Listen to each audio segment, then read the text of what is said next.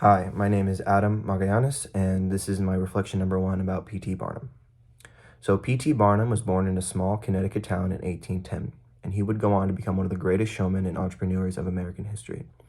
3 things were important to him in his life. First was his grandfather, Phineas Taylor, for whom he was named after, and the person who inspired Barnum to be the man he was. As it says in the introduction to Barnum's book, of all the people in Barnum's childhood, his maternal grandfather, Phineas Taylor, loomed the largest, exercising an influence far greater than his own parents. They were basically attached to the hip from when Barnum was a small child, when Barnum was born until he was a young adolescent.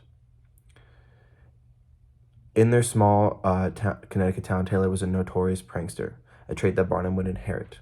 Taylor would prank everyone, with one instance of tricking his own ship members to shave off half their beards when they went to a neighboring town. And even his own grandson was no exception, as for most of his young life, Taylor told Barnum that he would one day inherit a very valuable piece of land called Ivy Island, and he even got Barnum's own parents and all the town folks to perpetuate this lie. But it was later revealed to Barnum when he was 12 that Ivy Island was just a few acres of barren, snake-infested land in the middle of a stream. However, this prank did not destroy Barnum's confidence, but it did teach him a valuable lesson that he needed to make his own way in the world on his own strengths, a lesson that Barnum would continue to do throughout his life. The other thing that was important to Barnum was his audience, as they were the ones going to the American Museum and paying his bills and supporting him, and he couldn't have been successful if no one went to go see his stuff. The last thing that was important to Barnum was the press, because he sort of had a symbiotic relationship with the press, as even when they printed bad things about him, it still gave him publicity, and people still went to go see his museum. The quote, "There is no such thing as bad publicity," has often been ascribed to him, even though it's never been proven that he actually said this. But it was true in Barnum's case that the bad publicity made him more famous.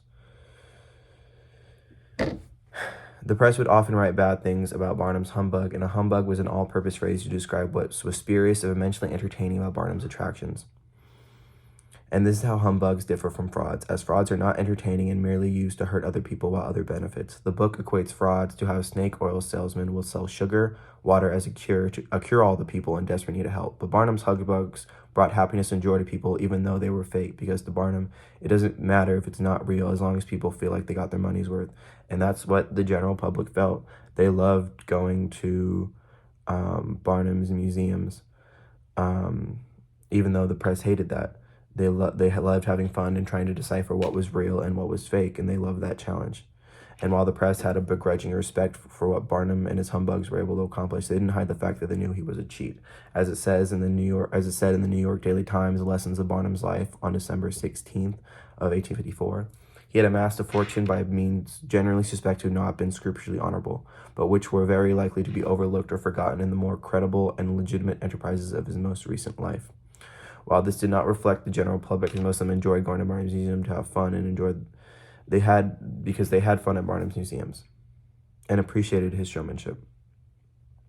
But this is what other people thought of Barnum. And what did Barnum think of himself? Because I believe he thought himself to be a hero, because he believed that he was providing a service to the people and giving them happiness and enjoyment in otherwise bleak lives.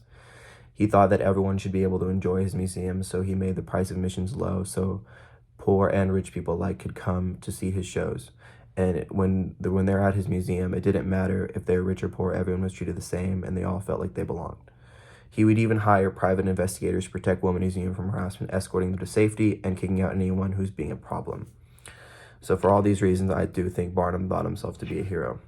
But do I think Barnum was a hero? No. But I'm not calling him a true villain, because I don't think anyone is entirely good or evil.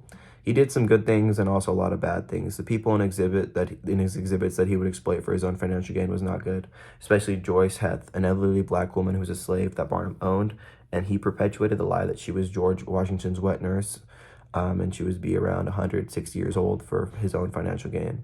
He even disrespected her body by giving her a public autopsy at the time of her death to prove to see if it was actually true, and it turned out she couldn't have been more than 80. That's not even one of the worst things Barnum has done to a slave, as he apparently bought a slave in 1830 to serve as a valet, but when the slave allegedly stole money from Barnum, he whipped him and sold him off at another auction. Barnum has a very complicated history with slavery and abolition, as he is quoted saying, "I'm no apologist for slavery, and I abhor its existence as much as any man." But he was not afraid to exploit African Americans and their culture for his own profit, often using minstrel shows with white actors in blackface and putting different-looking African Americans in his "What Is It" exhibit.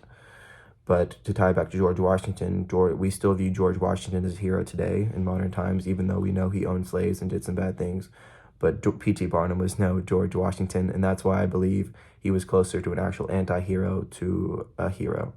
While humans are not perfect, I think Barnum was farther from perfect than your average man, and while it's easier to judge people in the past with today's mindset, a small part of me believes that even Barnum was able to recognize the wrong things that he did.